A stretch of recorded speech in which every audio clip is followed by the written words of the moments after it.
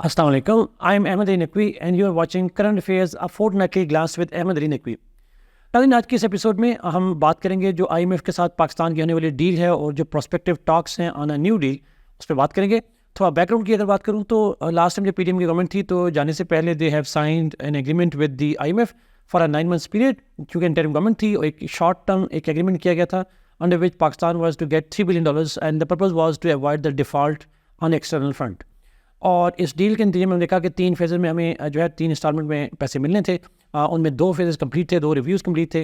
जो third review था that was done few days back और वो फाइनल डील हुई जिसके accordingly Pakistan is likely to get $1.1 billion of the last instalment, जो कि अप्रूव हो जाएगी अप्रैल के अंदर जो IMF के बोर्ड की अप्रूवल के बाद। But with this one April के बाद ऑब्वियसली ये जो टेम्परेरी हमारा जो एक शॉर्ट टर्म एग्रीमेंट था वो ख़त्म हो जाएगा और फिर obviously Pakistan has already expressed officially, जो IMF एक्नॉलेज कर चुका है, that Pakistan wants to go for a medium term a new IMF deal जो कि पाकिस्तान को फर्दर कंसोलिडेट करेगी इकनॉमिक पोजीशन को।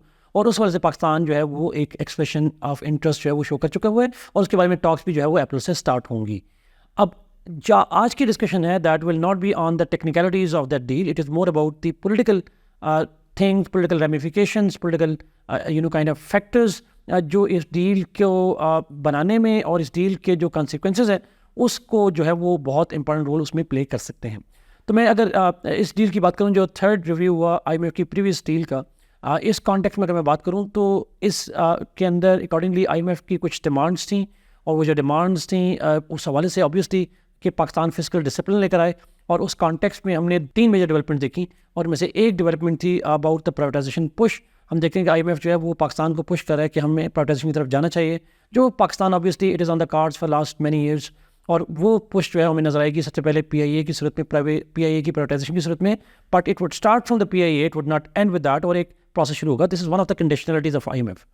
दूसरा जो इंपॉर्टेंट कंडीशनलिटीज़ थी वो था टैक्स बेस को एक्सपेंड करना ताकि रेवेन्यू को बढ़ाया जाए। रेवेन्यू को बढ़ाने के लिए उनमें से ऑब्वियसली 2 मेथड हैं, एक तो पावर सेक्टर जो है उसकी रिफॉर्म की बात की गई, लेकिन साथ ही सबसे बात की है टैक्स नेट बढ़ाया जाए बजाय टैक्स रेट को बढ़ाने के। और उसी कॉन्टेक्स्ट में देखा कि जो पाकिस्तान की गवर्नमेंट है उन्होंने अनाउंस किया, कुछ स्कीम्स अनाउंस की फॉर रियल स्टेट सेक्टर जो है पाकिस्तान के अंदर जो रिटेल मार्केट है उसके और से, जो कि लार्जली वहाँ पे इनकम टैक्स जो है वो नहीं दिया जाता, GSTs तो इनडायरेक्ट टैक्सेस तो हैं, डायरेक्ट टैक्सेशन मिसिंग है। और ऑब्वियसली उस हवाले से जो है वो डिफरेंट स्कीम दी जा रही हैं गवर्नमेंट पाकिस्तान की तरफ से। और तीसरी जो IMF की कंडीशनलिटी है दैट इज़ रिलेटेड टू कि पाकिस्तान जो है वो जो सब्सिडीज़ हैं उसको कम से कम करें। और उस हवाले से हम देख रहे हैं कि जो गैस की प्राइस हैं वो सिग्निफिकेंटली ग्रो कर रही हैं, पावर सेक्टर की जो इलेक्ट्रिसिटी प्राइस हैं वो सिग्निफिकेंटली ग्रो कर रही हैं। पेट्रोलियम लेवी जो है वो बढ़ाने की बात की जा रही है, जो अभी ₹60 पर लीटर पे है, which could be extended to ₹100 per litre. But again in सारे जो कंडीशनलिटीज़ हैं इनकी एक इकनॉमिक एस्पेक्ट है और एक पोलिटिकल एस्पेक्ट है। हम आप पोलिटिकल एस्पेक्ट की अगर मैं बात करूँ तो चूँकि this is a newly elected government और न्यूली इलेक्टेड गवर्नमेंट के लिए एक क्वेश्चन होता है, एक रूम होता है कि वो इसी तरह के जो अनपॉपुलर डिसीजंस होते हैं, जो पॉलिटिकल डैमेज करने वाले डिसीजंस होते हैं इकोनॉमिक फ्रंट पे, they can afford to take it. तो पाकिस्तान के अंदर इस वक्त की जो गवर्नमेंट है उसके पास न्यू इलेक्टेड गवर्नमेंट है, पंजाब में गवर्नमेंट है, इस गवर्नमेंट की PMLN की गवर्नमेंट है, सिंध में कोalition पार्टनर्स हैं, बलूचिस्तान में कोalition पार्टनर्स हैं और फेडरल में PMLN की गवर्नमेंट है। तो जो इंपॉर्टेंट प्रोविंसेस हैं वो इस वक्त PMLN के पास हैं या उनके एलाइज के पास हैं, therefore it has the room to take the decision. और चूँकि नियर में कोई इलेक्शन होने की पॉसिबिलिटी है नहीं, इसलिए ऑब्वियसली ये जो गवर्नमेंट है ये इस तरह के डिसीजन को अफोर्ड कर सकती है। बट क्या अवाम अफोर्ड कर सकते हैं, that's a different debate. Popular acceptance क्या होगी, पॉपुलर रिएक्शन क्या होगा। वी नो दैट पाकिस्तान की जो सोसाइटी है, जो मिडिल मैन है, कॉमन मैन है, that has been suffering. But मैं पॉलिटिकल सेंस में बात करूँ तो शायद उसका पॉलिटिकल कोई जो रिपरकशन है वो शायद नज़र ना आए। और क्योंकि हमने देखा कि पाकिस्तान के अंदर कोई स्ट्रॉन्ग अपोजिशन मौजूद है नहीं, जो PTA की टॉप लीडरशिप है वो जेल में है, सप्रेस्ड है, they are not allowed to contest, even go for protest as well. तो इसलिए जो पॉपुलर अनरेस्ट अगर होता भी है, अगर पॉपुलर डिसेंट भी क्रिएट होता है इन डिसीजन के नतीजे में, तो उसको मैनेज करना आसान हो जाएगा गवर्नमेंट को, बिकॉज जो अपोजिशन ओनली अपोजिशन पार्टी, जो इफेक्टिव अपोजिशन पार्टी है पाकिस्तान तहरीक इंसाफ, वो ऑलरेडी मार्जिनलाइज्ड है और any attempt by the PTA to go for protest even because of inflation is likely to be considered the replication of the 9th May incident and therefore it is likely that it will be suppressed the support from different institutions in Pakistan. तो political जो government है so Pakistan के अंदर it has the room and to take decisions. But problem is not for this particular decision. जब अगली हम IMF के साथ डील नेगोशिएट करेंगे जाके, और वो नेक्स्ट जो नेगोशिएशन होंगी वो अप्रैल में स्टार्ट होंगी, इट इज़ लाइकली कि वो इसी साल के एंड पे कंक्लूड हो जाएंगी दोज नेगोशिएशंस। और वो 3 से 4 साल की जो फैसिलिटी होगी, वो it means that different reports हैं कि 3 साल की भी हो सकती है, 4 साल की भी हो सकती है जो टर्म है। बट उस 4 साल का मतलब या 3 साल का मतलब ये होगा कि it would extend up to the times जब नए इलेक्शंस होने वाले होंगे पाकिस्तान के अंदर। 2029 की बात की जा सकती है, 2028-29 की बात की जा सकती है। और उस वक्त तक जब ये डील इम्प्लीमेंट होगी तो उस वक्त शायद स्टेबिलिटी तो क्रिएट हो जाए, but as long as Pakistan remains under the kind of conditionalities of the IMF, जब तक हम उस प्रोग्राम का हिस्सा रहेंगे तो उस वक्त तक गवर्नमेंट को फिस्कल डिसिप्लिन की वजह से अनपॉपुलर डिसीजन करते पड़े रहेंगे। They had to continue to take those decisions. Question would be again, क्या 2025 में 24 में तो ये शायद पॉलिटिकली अफोर्डेबल होगा, but will it be politically affordable in 2027? और कंसिडरिंग के 2 और फैक्टर भी बड़े इंपॉर्टेंट हैं पाकिस्तान में, और वो हैं एक तो लोकल गवर्नमेंट्स के इलेक्शंस होते हैं पाकिस्तान के अंदर। लोकल गवर्नमेंट के इलेक्शन होते हैं तो वो unpopular decision can bite the government. और दूसरा, पाकिस्तान की एक हिस्ट्री रही है कि इनिशियल पीरियड जो होता है पाकिस्तान की पॉलिटिकल पार्टीज़ का, वो तो इंस्टीट्यूशंस के साथ बड़ा अच्छा रिलेशनशिप रहता है, स्टेबल रहता है, चाहे जुडिशरी हो या इस्टेब्लिशमेंट हो। लेकिन जो लास्ट 2 to 3 ईयर्स होते हैं उसके अंदर पाकिस्तान की जो पॉलिटिकल पार्टीज़ हैं they develop friction with the establishment.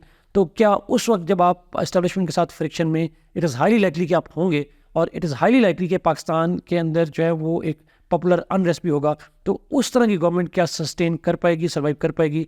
History of Pakistan tells us कि ऐसा कभी नहीं हुआ। इस दफ़ा भी IMF के साथ आप प्रोग्राम में भी होंगे, अनपॉपुलर डिसीजन भी लेंगे, इस्टेब्लिशमेंट के साथ भी कॉन्फ्लिक्ट लेंगे, क्या ये रहेगा? That would be a very difficult task. And I think this is the reason why some of the preparations are made earlier. जब देखा कि पाकिस्तान मुस्लिम लीग जो है उसने कुछ उन एलिमेंट्स को ऐड किया अपनी कैबिनेट के अंदर जो कि पॉलिटिकल पार्टी से बिलोंग नहीं करते, और पॉलिटिकल पार्टी के सम सीजन जो पॉलिटिशियंस हैं they have largely been either ignored or they have been given the portfolios that they are not known for. की सबसे अच्छी एग्जाम्पल जो है वो हमारे पास राना सनाउल्लाह साहब हैं, जिनको पोर्टफोलियो नहीं दिया गया, वो इंटीरियर मिनिस्टर रहते हैं या लॉ मिनिस्टर रहते हैं।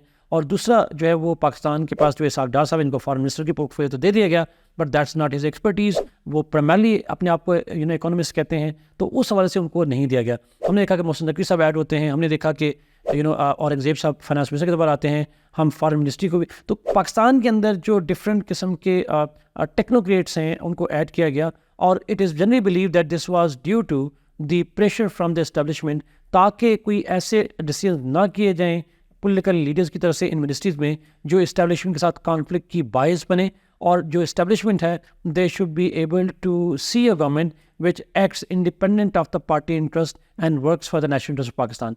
तो इस हवाले से इट इज़ बिलीव कि ये जो प्रिकॉशनरी मेजर्स थे they were meant to sustain the government through the process जो IMF के साथ नेगोशिएशन होगी और उसका जो फॉलो अप होगा उसके हवाले से भी।